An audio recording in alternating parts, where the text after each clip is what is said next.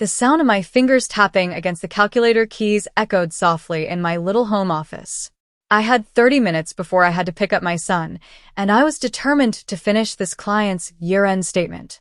That space, my desk, the window with its half-closed blinds, the faint hum of the old heater, was my sanctuary, a place I built out of necessity and love.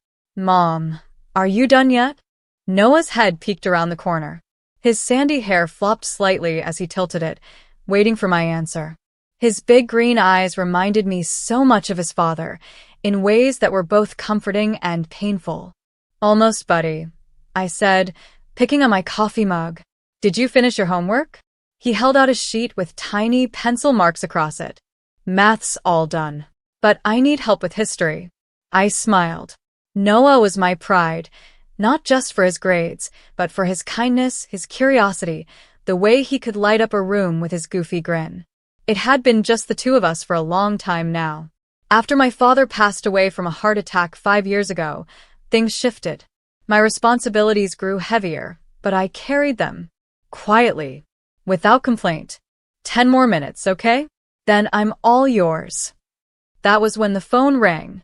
I didn't have to look at the screen to know who it was. "Hi, Mom." "Aurora, we need to talk about tomorrow's dinner," came my mother's sharp, clipped voice. "Alina is bringing her fiancé. You're coming, aren't you?" I swallowed hard. The tone wasn't a request. It never was with her. "Yeah." "I'll bring Elias too." She let out a sigh. "Fine. "Just make sure he behaves. This is a big moment for your sister." Of course it was. Everything was always about Alina. "What does her fiancé do?" I asked, my voice careful. "Julian Parker. Investment banking. His family's got money, old money. And he's Ivy League. Harvard." Her voice swelled with pride. "He's perfect for her. So refined, cultured." I stopped listening. My mother's world had always revolved around status. Polished shoes, luxury watches, elegant smiles. In her eyes, I was just the one who wore flats and paid bills. I hung up and stared at my laptop screen for a long second. I heard Noah humming to himself in the next room, probably doodling aliens on his notebook again. My chest tightened. He didn't say it often, but he noticed. How Grandma looked past him. How Aunt Alina never asked him questions. But he never let it break his spirit. Neither did I. Tomorrow, we would walk into that big suburban house, the one filled with laughter that felt hollow and smiles that never reached the eyes, and we would stand tall. We always did. Vivian's house always felt colder than it should have. The marble floors, the high ceilings, the fresh white lilies in every corner, it was all supposed to feel welcoming, but I never belonged in it. As Noah and I stood at the front door, I took a deep breath and gave his small shoulder a squeeze. "You ready?" He nodded. "I'll be okay, Mom." His voice was steady, but I knew the look in his eyes. That quiet readiness he put on like armor every time we came here. Vivian opened the door herself. "Aurora." "Elias. You're late." Her smile didn't reach her eyes as usual. "We're right on time," I replied, stepping inside. The air smelled of designer candles and roasted duck. Laughter floated in from the living room, that high-pitched, polished sound that could only belong to my sister. "Come in," Vivian said curtly, walking ahead of us. "Alina and Julian are waiting." Alina was perched on the edge of the cream sofa, swirling a glass of wine in her hand. Her hair was perfect, her dress expensive, and just revealing enough to show confidence without seeming desperate. When she spotted us, she stood and flashed a wide smile. "Aurora, so glad you made it," she said, then added almost mechanically, "Elias." The man beside her stood up and turned toward us. He was tall, clean-cut, dark hair neatly combed, his suit fitted like it belonged on a magazine cover. "This is Julian Parker," Alina said proudly, looping her arm through his. Julian extended his hand toward me. His smile was soft, polite. "It's nice to finally meet you, Aurora. Alina's told me about you." There was something in his voice that made me pause, not just the way he spoke, but how he looked at me. Familiar. I shook his hand.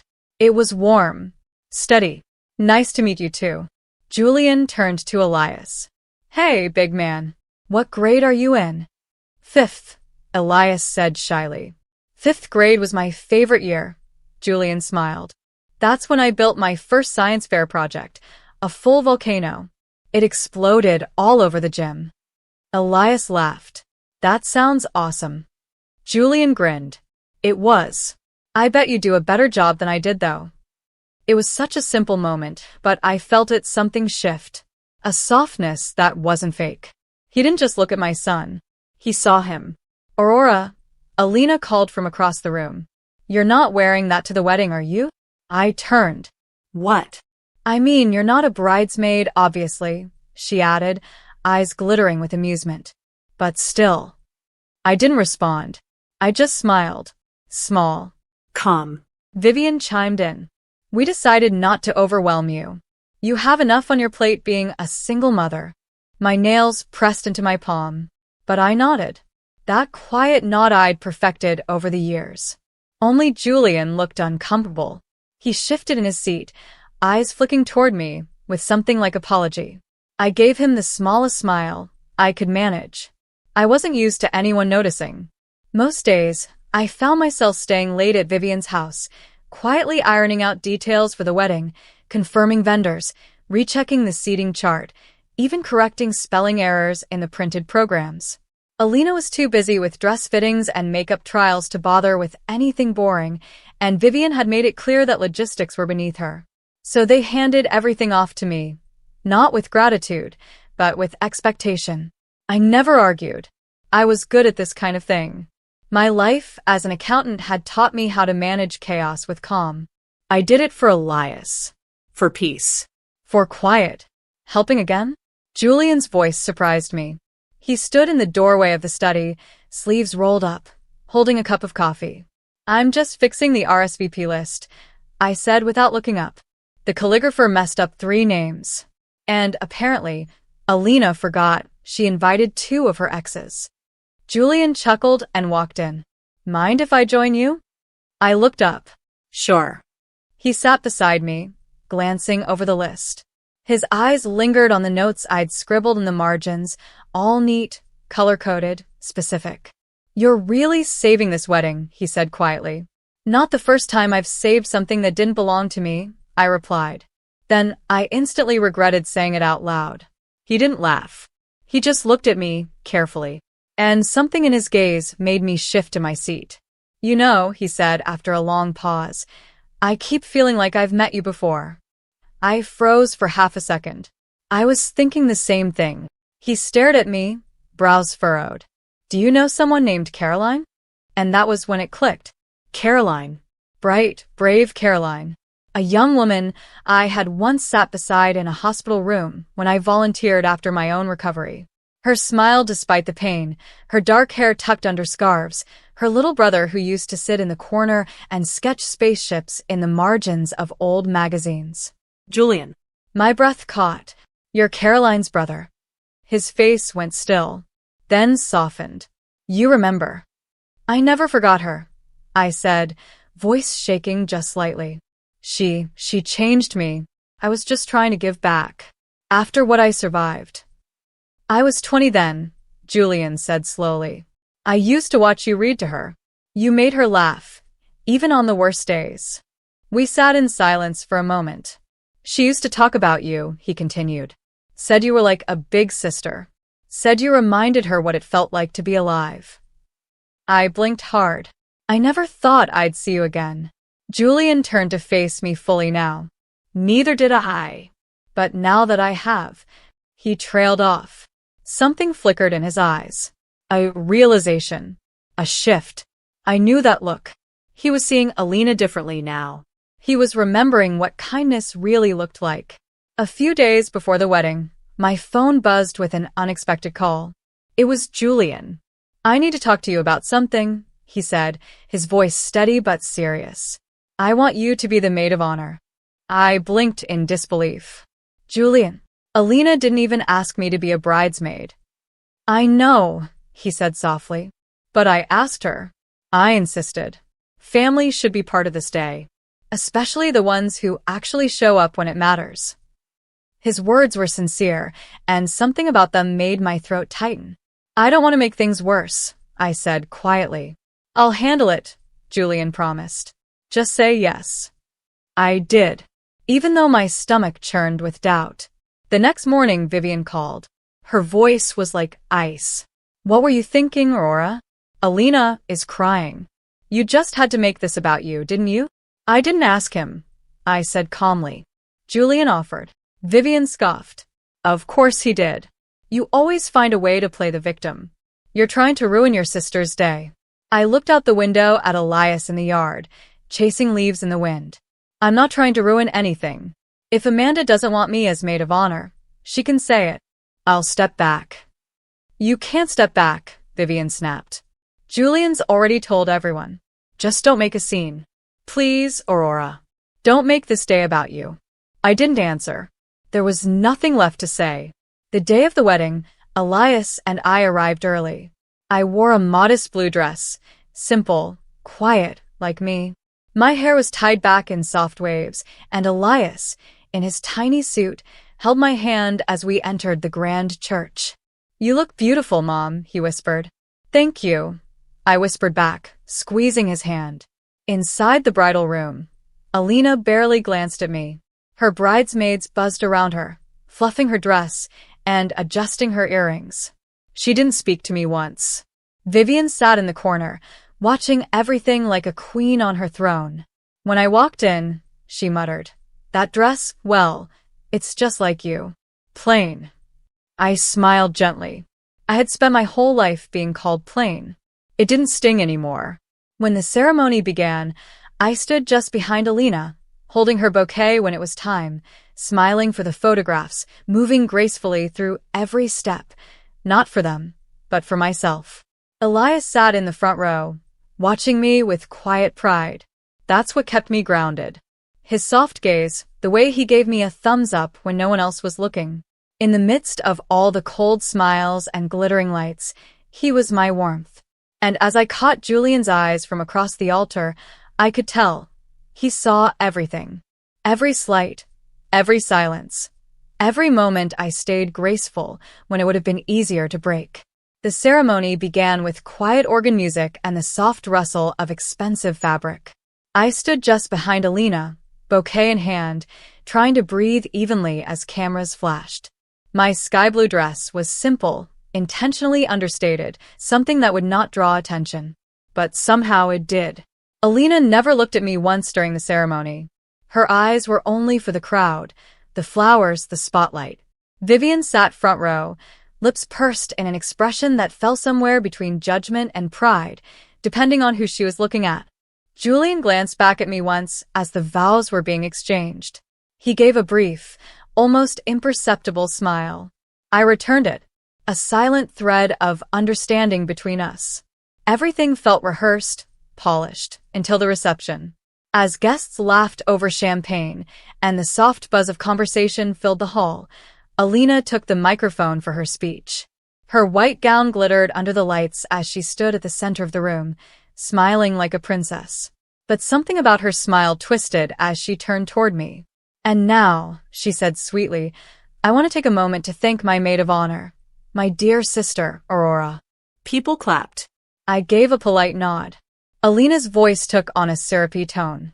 Aurora is a single mother. She raised a child all on her own. Isn't that brave?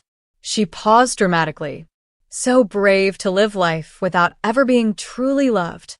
A few nervous chuckles spread across the room. I froze. Anyone looking to adopt? She added with a smirk. She's still available. The room filled with laughter. Not from everyone, but enough. I felt Elias' tiny hand slide into mine under the table. He was shaking. Just kidding, Alina laughed, waving her hand like it was all a harmless joke. We love you, sis.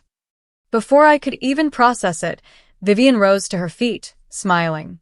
Our Aurora has always been the quiet one. Reliable, a little dull perhaps, but second-hand goods still have value. Especially with a built-in child. This time, the laughter was louder. I could not breathe. My eyes burned, but I held it together for Elias. I slowly stood, intending to walk out, But before I could move, another chair scraped against the floor. Julian. He stood, red-faced, his hands clenched at his sides. The room fell silent. He walked to the center, took the mic gently from Alina's hand, and looked out at the guests. "Excuse me," he said, his voice even but heavy. "I need to say something."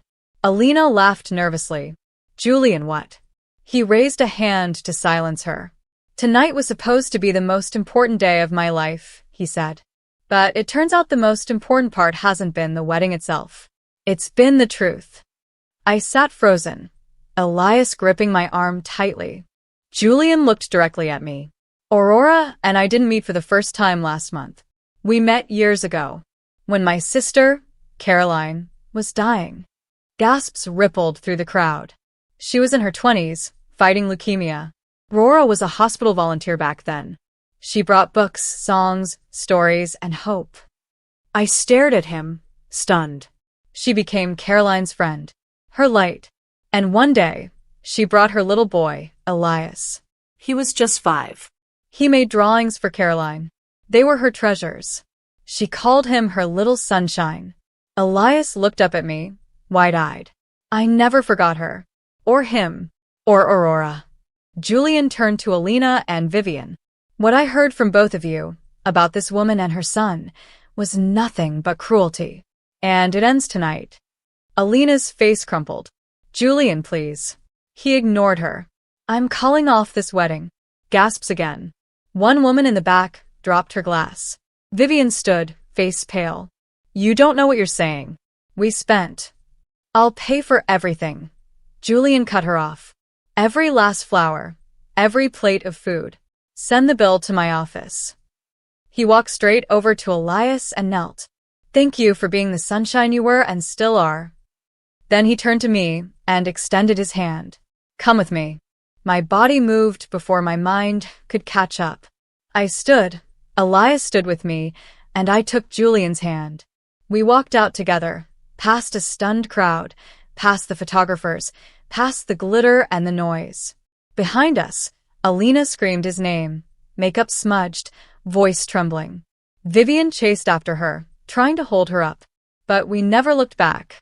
That night, we found ourselves at a quiet restaurant near the coast, tucked away from the noise of the city and the chaos we had just walked out of. The three of us sat at a small table on the terrace, overlooking the dark waves below. The sea breeze was gentle, the lights soft, and for the first time in hours, I felt like I could breathe again. Elias sat between us, tracing his finger along the wooden grain of the table. His silence was calm, not shaken. Julian watched him with a kind of protective warmth I had only ever seen in my father's eyes, years ago. Our food arrived, untouched for a while. Julian finally broke the silence. "I'm sorry for everything," he said. "For the speech, the humiliation, the way they treated you, all of it." "You don't need to apologize for their choices," I replied. "You stood up when it mattered. That says everything." Julian looked down at his plate. "I guess I should explain why I was ever with Alina in the first place. I didn't ask, but I listened. After Caroline passed," he began slowly, "I was in a dark place. Alina was the opposite of everything I felt, vibrant, social, confident. Being around her made me forget how sad I was, at least for a while." I nodded. That made sense. But as time passed, that brightness started to feel shallow. She never asked about my past. Never really listened. I started to notice how she treated people. And every time she talked about you, it was with this bitterness I couldn't understand. And then I met you again, and everything made sense. His phone buzzed on the table. "Amanda." Again. He silenced it without a word. "She won't stop calling for a while," I said softly. "I'm done," Julian replied. "She'll hear from my attorney." We both glanced at Elias, who had finished his meal and was now quietly sketching something in his notebook. A lighthouse, I think. He looked up and gave us a small smile, like he knew we were figuring things out. "Elias," Julian said, "do you remember the drawings you made for Caroline? The ones with the stars and planets?" He blinked. "You mean the ones I gave the lady in the hospital?" Julian smiled. "Yeah." That was my sister. She kept them next to her bed until the end. Elias sat up straighter. She said I made her laugh. You did. More than anyone. We didn't say much after that. There was nothing else that needed saying. The next morning, we visited the cemetery, just the three of us. The sun was gentle, filtering through the trees, and a breeze rustled the dry autumn leaves across the grass. Caroline's gravestone was small, simple, and beautiful. Julian placed fresh, white lilies on the stone. I stood behind him, holding Elias' hand as he reached into his pocket and took out a small, smooth stone, painted with a smiling sun and a trail of stars. I made it yesterday, Elias whispered. For her. He knelt and placed it gently beside the flowers. Then, quietly, he rested his fingers on the stone and said, "Thank you for being nice to me." Julian's breath hitched. I touched his arm lightly. She would have loved that, he said. We stood together in silence, hands intertwined, hearts open. I closed my eyes and whispered in my heart, "Thank you, Caroline, for everything." As we walked back to the car, Julian reached for my hand again. I didn't pull away. I didn't have all the answers. But for the first time in a very long time, I didn't feel alone. 1 year later, the leaves had turned and fallen, and with winter came a quiet peace I had not known in years. I stood outside my small new office, a modest brick building in the heart of town, carefully hanging the sign that read Monroe Financial Services. My name, my firm, my future. Michael had insisted on the name. People should know who's behind the numbers, he said with that warm smile of his. Inside, the office was simple but welcoming. A soft gray sofa, shelves filled with ledgers and plants, Elias drawings pinned on the corkboard above my desk. Business was growing steadily, and the community was beginning to recognize the quiet precision I brought to my work. Elias, now 11, had grown taller and more confident.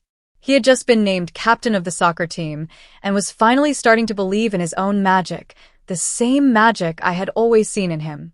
Michael, as always, was the calm in our storm. He still worked long hours, but always made time for dinners, homework, bedtime stories. He never missed a game or a late-night conversation on the couch. We were not married yet, but in every way that mattered. We were a family. As for Alina and Vivian, time had not been kind.